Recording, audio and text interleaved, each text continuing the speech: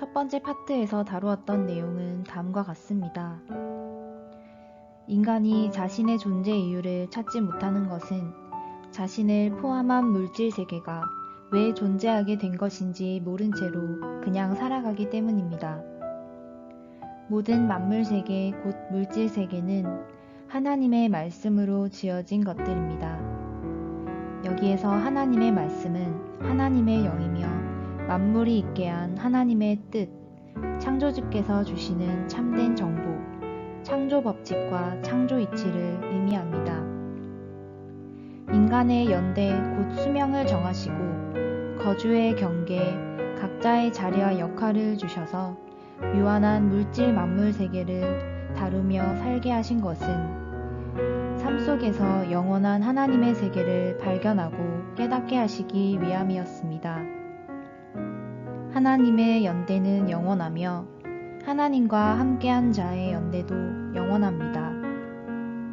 이 내용들을 기억하면서 두 번째 파트의 내용으로 들어가 보겠습니다.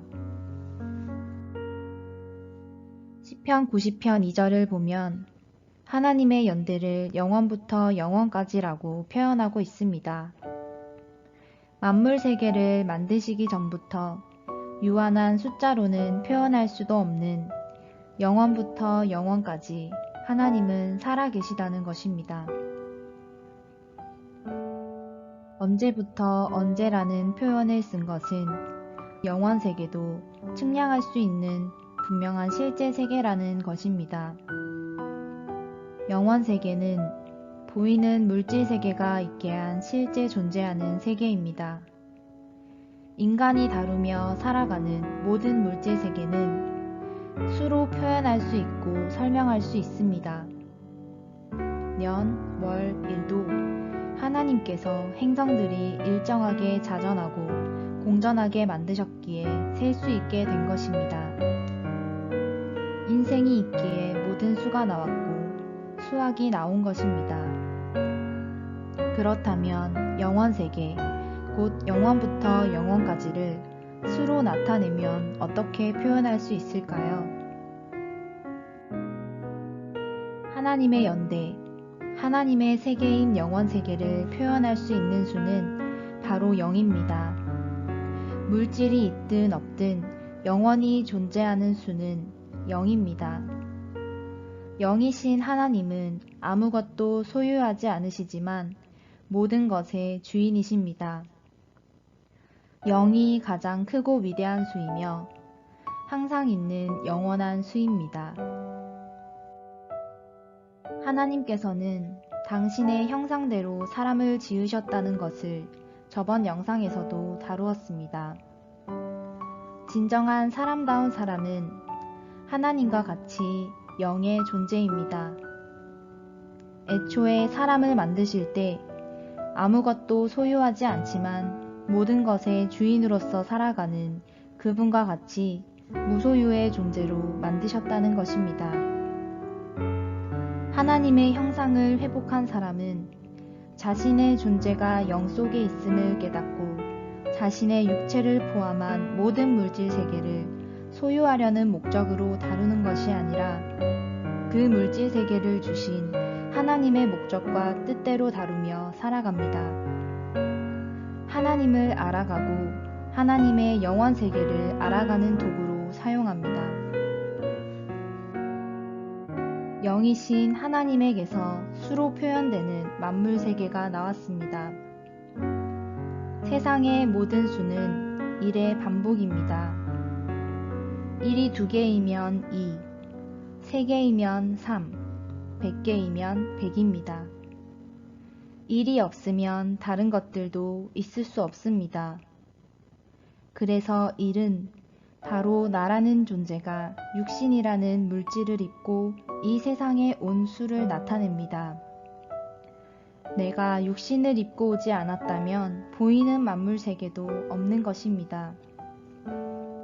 육신을 입고 온 본래 나의 정체성은 0인데 자신을 육체로 인식한 자는 1, 곧 자신을 소유한 것이고 또 다른 1과 2, 3, 4 등의 수로 표현되는 물질 세계 또한 자기를 위해 소유해버립니다. 여기에서 소유했느냐 안 했느냐의 문제는 실제로 내 손에 들어왔느냐의 문제가 아니라 마음 상태의 문제를 말합니다.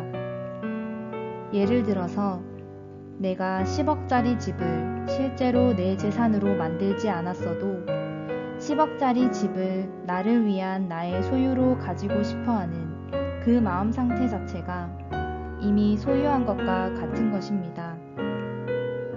즉, 소유했느냐 안 했느냐의 문제는 실제적 재산 문제가 아닌 모든 물질 세계를 어떤 눈으로, 어떤 마음으로 바라보고 다루느냐의 문제였던 것입니다. 하나님께서 성경에서 말씀하신 부자도 실제로 재산이 100억, 1000억 되는 그런 사람들을 말한 것이 아니라 그 사람의 마음 상태를 보고 말씀하신 것이었습니다. 욥기서 1장 21절 말씀을 보면 무소유의 사람은 애초에 벌거벗은 몸, 빈몸으로 왔으며 빈몸으로 돌아가는 존재임을 인식하며 살기 때문에 모든 물질 세계를 다룰 때의 마음이 내 소유, 내 것으로 보는 것이 아니라 오직 만물의 주인이신 하나님께 주권을 맡기는 것을 볼 수 있습니다. 로마서 11장 34절로 36절에서는 인간이 감히 만물의 주인이신 그분께 먼저 무언가를 드렸기 때문에 갚으심을 받는 것이 아니라 만물의 주인이신 그분에게서 모든 만물이 나왔으며 그분께 돌아간다고 말씀하고 있습니다. 베드로전서 4장 10절에서는 물질 세계를 다루도록 허락하신 것은 하나님께서 주신 은사, 은혜, 곧 하나님의 선물이며 그것을 다룰 때에 자기 소유로 가지라는 것이 아니라 맡은 자, 청지기와 같이 살아야 함을 말씀하고 있습니다. 역대상 29장 11절에서 다윗 왕은 모든 물질 세계가 다 하나님의 것이며 모든 주권은 그분께만 있음을 고백하고 14절에서는 자신과 백성들이 하나님의 성전 건축을 위해 드린 모든 것들은 자기의 것을 하나님께 드린 것이 아니라 하나님께로부터 받은 것으로 다시 그분께 돌려드렸을 뿐임을 고백하고 있습니다. 이처럼 무소유의 사람은 자기 것으로 여기지 않고 하나님의 뜻에 따라 물질을 관리하며 살아갑니다. 누가복음 12장 15절로 21절을 보면 자기를 위해서 재물을 쌓는 부자 이야기가 등장합니다. 하나님이 주신 물질 세계는 소유하라고 주신 것이 아닌데 자신도 소유해버렸기 때문에 자기를 위해서 다른 물질 세계도 소유하려고 하는 것입니다. 앞에서도 말했듯이 부자는 실제로 통장에 재산이 많은 자를 얘기하는 것이 아니라 물질적 재산을 얼마나 가지고 있느냐와 상관없이 물질 세계를 소유할 수 있는 것으로 바라보는 마음 상태 자체가 다 부자인 것입니다. 마태복음 19장 20절로 26절에서 부자 청년 이야기가 등장합니다. 이 부자 청년은 스스로가 자기는 하나님을 믿는 사람으로서 그분이 주신 계명을 다 지킨다고 자신 있게 말하는 사람이었습니다. 그런데 예수님께서는 그자의 마음 상태를 꿰뚫어 보시고 네 소유를 팔아 가난한 자들을 주고 나를 쫓으라고 말씀하셨습니다. 주님께서는 그 청년이 물질 세계를 소유할 수 있는 것으로 바라보았고 이미 자기 것으로 소유해버린 마음 상태임을 보시고 그것을 회개하라고 하신 것이었습니다. 그러나 그 부자 청년은 예수님의 말씀을 소화시키지 못하여 근심하며 가버렸습니다. 이 사건을 통해 주님은 부자는 천국에 들어가기가 어렵다고 말씀하셨습니다. 즉 자신의 육체를 포함한 모든 물질 세계를 소유할 것으로 바라보고 소유해버린 자는 하나님께서 물질 세계를 주신 뜻과는 전혀 관계없이 살아가는 자이므로 절대 마음의 천국 상태를 누릴 수도 없고 실제 천국에 갈 수도 없다는 것입니다. 누가복음 18장 29절로 30절을 보면 하나님의 나라를 위하여 집이나 아내나 형제나 부모나 자녀를 버린 자는 영생을 얻는다고 말씀하고 있습니다.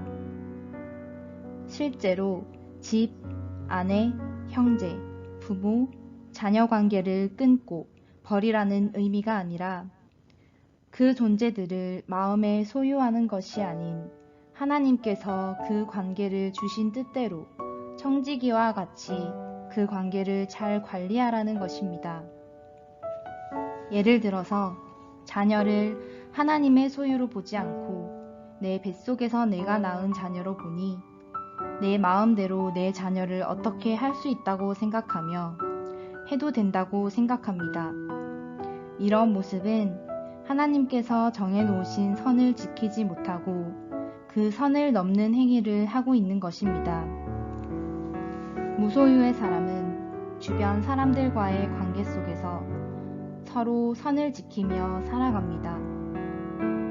어떤 관계를 내 소유로 삼아서 내 마음대로 내 페이스로 끌고 가려 하는 것이 아니라 자신도 하나님의 소유로서 하나님과의 관계가 있듯이 상대방 또한 하나님의 소유이며 하나님과의 관계가 있음을 알고 상대방을 존중합니다. 마태복음 10장 37절로 39절에서는 물질 세계를 소유해버린 사람을 두고 물질 세계를 하나님보다 더 사랑하는 자라고 표현하고 있습니다.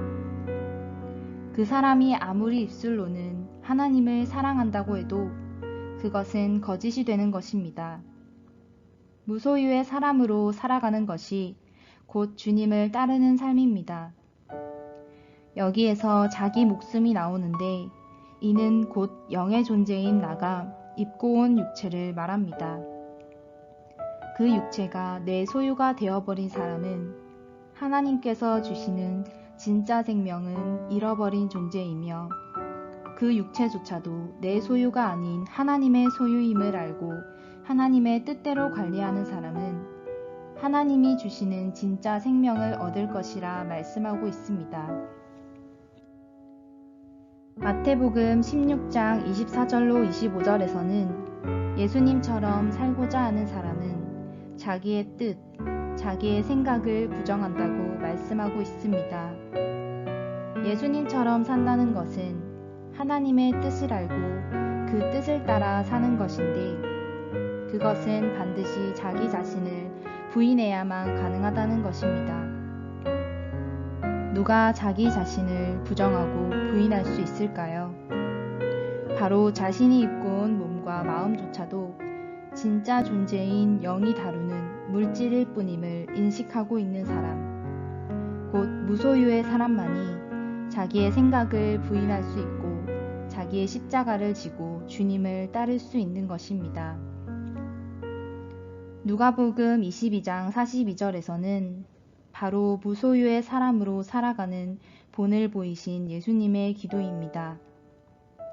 예수님도 육신을 입고 오셨기에 십자가에 달리시기 전에 이 잔을 내게서 옮기시옵소서라는 당신의 뜻이 있으셨지만 당신이 입고 온 육신을 자기의 것으로 소유하지 않았기에 자기의 생각과 뜻을 부정하고 예수님 당신을 보내신 하나님의 뜻에 따라 순종할 수 있으셨던 것입니다. 만일 육신을 자기의 것으로 소유한 존재였다면 어떻게 해서든지 육신을 안전하게 지키려는 길을 선택했을 것입니다. 그러나 무소유의 사람이었던 예수님은 내 원대로 마옵시고 아버지의 원대로 되기를 원하나이다 라고 기도하셨던 것입니다. 시편 90편 4절을 보면 하나님께는 천년이 밤의 한 경점, 잠깐 지나가는 한순간과 같다고 말씀하고 있습니다. 사람의 인생은 50년을 살든 100년을 살든 모두 한 점을 찍고 가는 하나의 인생입니다. 순간을 찍고 가는 한 점과 같은 인생을 곤고하게 수고와 슬픔으로만 살다가 끝나는 인생이 있는가 하면 기쁨과 행복을 누리며 영원한 것을 소유하는 인생도 있습니다. 시편 90편 10절, 15절, 전도서 12장 1절에서 곤고한 인생에 대하여 말씀하고 있습니다. 그 연수의 자랑은 수고와 슬픔만 남으며 화를 당하는 인생으로 느껴진다는 것입니다. 아무런 낙이 없이 신속히 흘러가는 시간만 탓하는 인생입니다.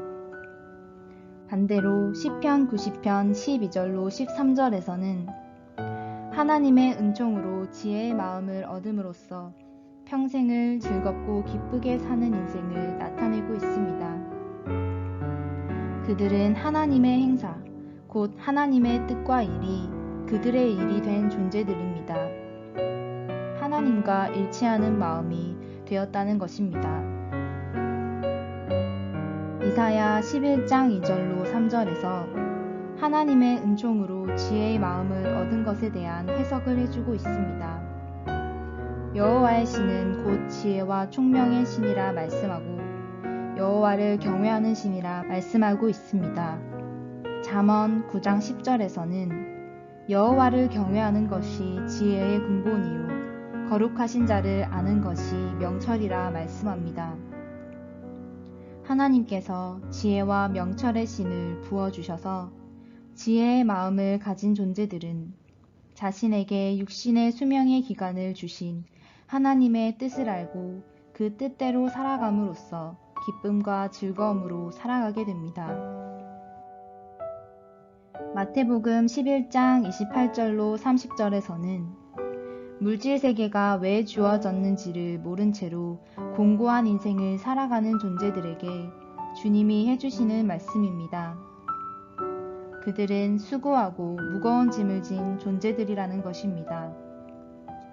나의 멍에를 메고 내게 배우라는 것은 앞에서 다룬 자기를 부인하고 자기 십자가를 지고 나를 쫓으라는 말씀과 같은 말씀입니다. 요한복음 14장 26절로 27절에서는 진실로 주님께 배우고자 나오는 자에게는 하나님께서 보혜사 성령을 보내셔서 가르쳐 주시고 생각나게 하시겠다고 말씀하고 계십니다. 보혜사는 모든 물질 세계 뒤에서 정보를 주시는 분, 도우시는 성령을 의미합니다. 그분을 통해서 평안을 누리며 살아가게 되는 것입니다. 기쁨과 평안으로 살아가는 인생은 나의 존재가 영임을 깨달은 자로서 물질 세계는 가질 수도 없고 가질 필요도 없는 세계임을 아는 자입니다. 그 자는 자신조차도 소유하지 않았으므로 자신을 버리고 부정한 자로서 만물의 주인이신 하나님의 뜻에 따라 자기에게 잠시 맡겨주신 것들을 관리하는 청지기로서의 인생을 살아갑니다. 반대로 인생을 공고함, 수고, 슬픔, 전쟁 속에 살아가는 사람은 영이라는 본질 세계에 있지 못하고 물질 세계를 소유할 수 있다고 착각하며 살아갑니다. 나 한 사람조차도 물질로 보고 소유해버리니 자기를 부정하는 것이 어렵고 그렇기 때문에 하나님의 뜻은 받아들일 수가 없는 것입니다. 나를 지키고 나를 좋게 하고 내가 손해보지 않고 피해보지 않으려고 전쟁만 하다가 인생을 허비하게 되는 것입니다. 사람이 살면서 평생 자기 마음대로, 자기 뜻대로, 자기 생각대로 되지 않는 경험을 주시는 것은 창조 만물 세계는 오직 창조주의 뜻대로 철저히 말씀대로 이루어졌고 이루어져 가고 있으며 이루어질 것임을 깨달으라는 것입니다. 그래서 잠언 19장 21절에서 사람의 마음에는 많은 계획이 있어도 오직 여호와의 뜻만이 완전히 서리라고 말씀하고 있는 것입니다. 그렇기 때문에 창조주의 뜻을 알고 그분 안에 곧 그분의 말씀, 창조주께서 주시는 만물에 대한 참 정보 안에 하나 되면 그 말씀대로 되어지는 세상 속에서 말씀대로 사는 경험을 하게 되는 것입니다. 물질 세계를 주신 하나님의 목적은 나의 육체를 포함한 모든 물질 세계의 존재의 이유는 하나님의 말씀으로 사는 것, 하나님의 말씀대로 사는 것을 증명하도록 하기 위함이었습니다. 전도서 12장 13절에서는 하나님을 경외하고 하나님이 말씀하신 내용대로 사는 것이 사람의 본분이라 말씀하고 있습니다. 이 영상을 보시는 모든 분들이 자신의 존재 이유와 모든 만물 세계의 존재 이유를 깨닫고 기쁨과 평안을 누리며 살아가기를 소망합니다. 영상을 보시고 유익이 되셨다면 이 영상이 필요한 다른 누군가에게도 전해주세요. 하나님의 은혜가 함께할 것입니다.